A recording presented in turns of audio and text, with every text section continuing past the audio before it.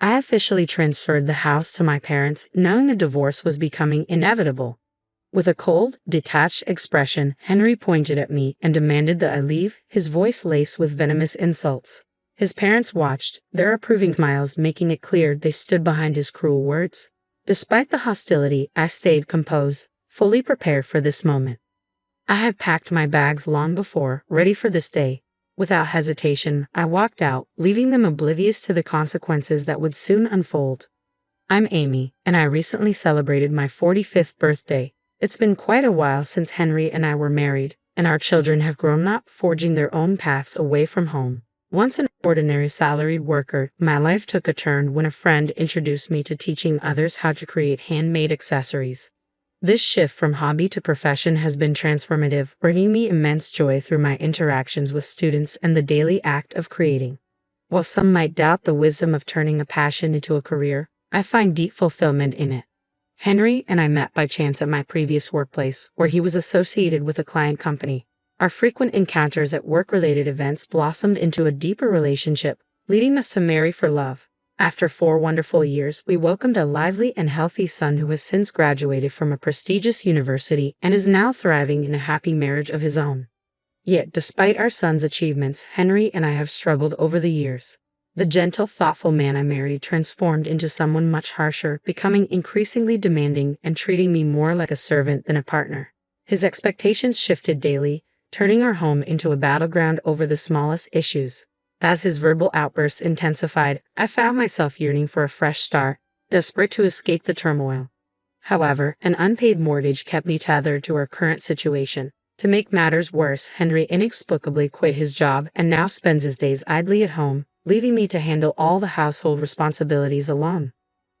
The house we live in is especially dear to me as I financed its recent reconstruction with my savings. It stands as a testament to my dreams and hard work, a space crafted for my vision and effort. The spacious kitchen, thoughtfully designed, showcases my taste. Although Henry had some input in the layout, I ultimately covered all the expenses and ensured my preferences were realized. Building this house was both a challenge and a joy, embodying everything I had hoped for. Unfortunately, the financial burden was heavier than expected, forcing us to take on a larger loan than we had planned. Taking on such a significant financial burden in our 40s felt overwhelming, but the promise of happiness in our new home gave us the strength to manage the debt. Yet Henry remained dissatisfied. His input was only minimally reflected in the final design, and he frequently complained, dismissing the expenses as wasteful and akin to throwing money away. Despite his grievances, I chose to focus on the joy our new home brought, trying to ignore his discontent. As time passed, Henry's complaints grew quieter, and he began to express his frustration through childish behaviors, like scattering trash and creating messes to irritate me. I often found myself wondering when this cycle of conflict would come to an end. A few months after we moved in, as these thoughts swirled in my mind, the doorbell rang unexpectedly. We weren't expecting any visitors, which sparked my curiosity. Just as I was about to answer the door, Henry jumped up and moved to open it himself, as if he knew who it might be. Soon, cheerful voices and laughter floated in from the entrance. When the living room door finally swung open, I was taken aback to see my in-laws, Willie and Catherine. My relationship with them had always been strained. From the moment we announced our marriage, they had been cold and critical of my background, maintaining an uncomfortable distance even on our wedding day. Their sporadic visits since then always left me uncertain about how to navigate each encounter. Despite the lack of recent communication, their unexpected arrival left me feeling unsettled. I greeted them politely, though a hint of tension lingered in the air. They walked past me without a word, pointedly ignoring me and even brushing against my shoulder as they explored the house. Their envy was palpable as they admired the spacious, well-designed kitchen. Meanwhile, Henry reveled in their attention, proudly showing them around. When they returned, their faces reflected satisfaction, but Henry's mood shifted sharply. He turned to me with a stern expression and loudly commanded me to prepare tea and snacks quickly.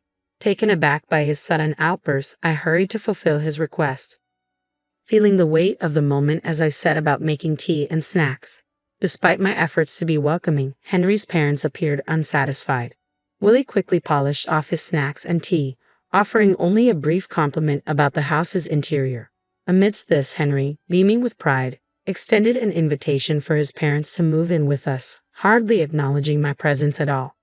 As they listened to Henry and prepared to leave, I stood back, watching their retreating figures. The gap between Henry and me felt immense, especially as I saw him so animated and joyful with his parents, a side of him I hadn't witnessed in a long time. After Henry's invitation, his parents began visiting more frequently. What started as a few times a month quickly escalated to several times a week, and soon they were almost here every day. With each visit, their criticisms of me intensified, and Henry did nothing to intervene. Instead, he grew increasingly blameful, voicing relentless complaints about how I was supposedly upsetting our son. Amid the mounting challenges, I found myself unable to voice my growing frustration, settling instead for constant apologies. The visits from my in-laws became more frequent, often occurring while I was away. Henry and his parents left clear evidence of their activities behind: beer cans, empty bottles, and alcohol spills that stained our new rug. Despite my objections, our home began to smell of booze and felt increasingly neglected. Henry's complaints about my contributions felt particularly ironic, given that he did nothing to help around the house.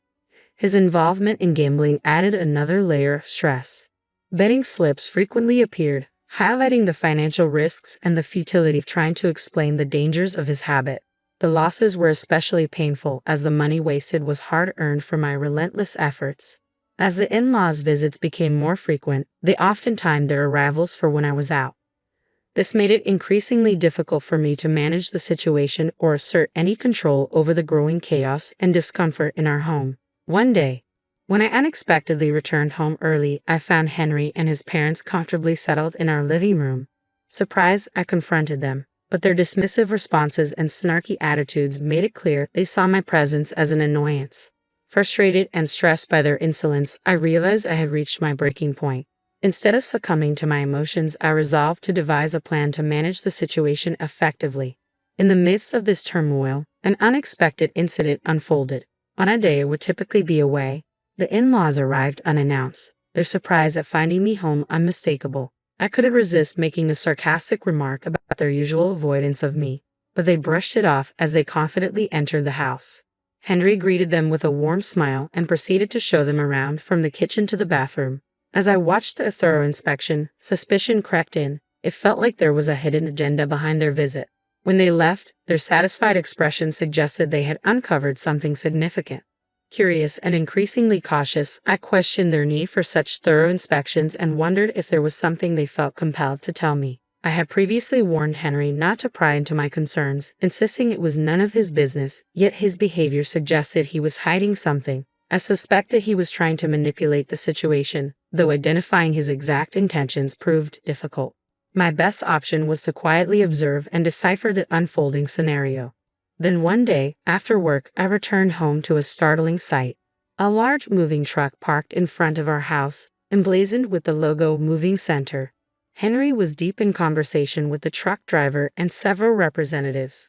When our eyes met, he quickly averted his gaze and hurried back inside. To my shock, my in-laws arrived at the same time. They greeted me casually as if nothing were wrong, while Henry welcomed them with open arms, ushering them into the house.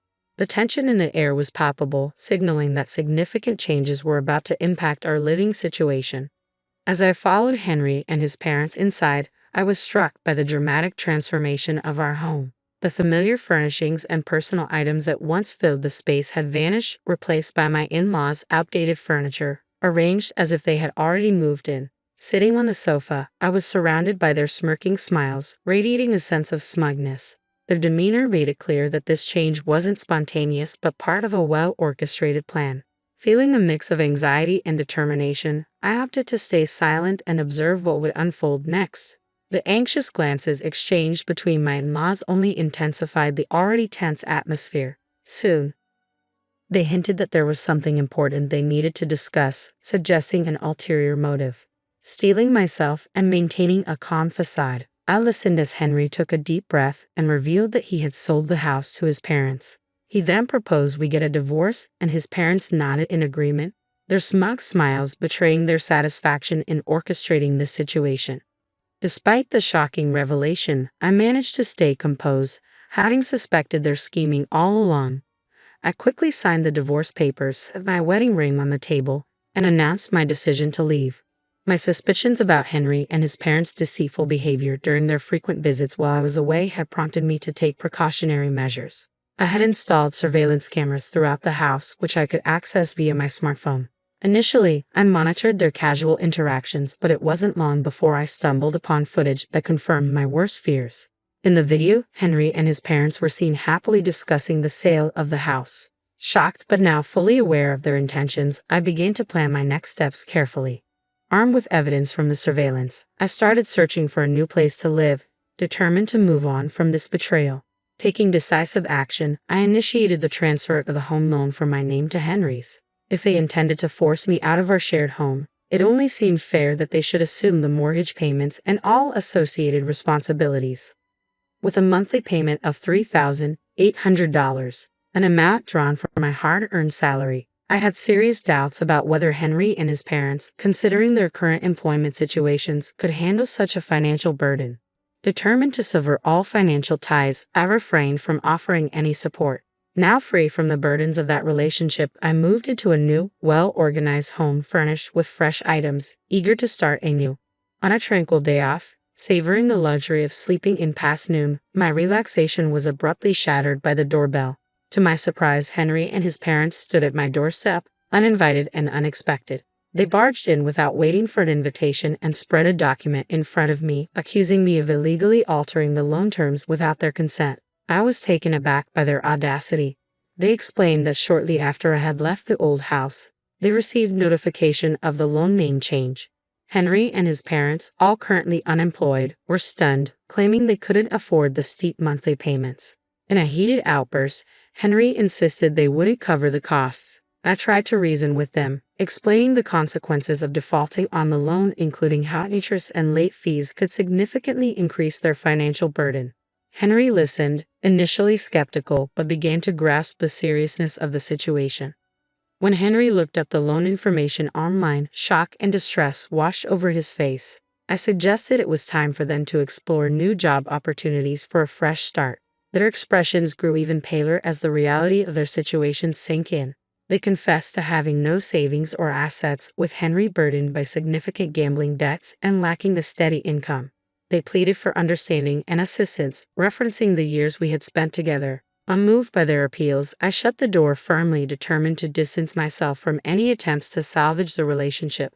Frustrated, they reported me to the police, which ultimately resulted in their removal from my property.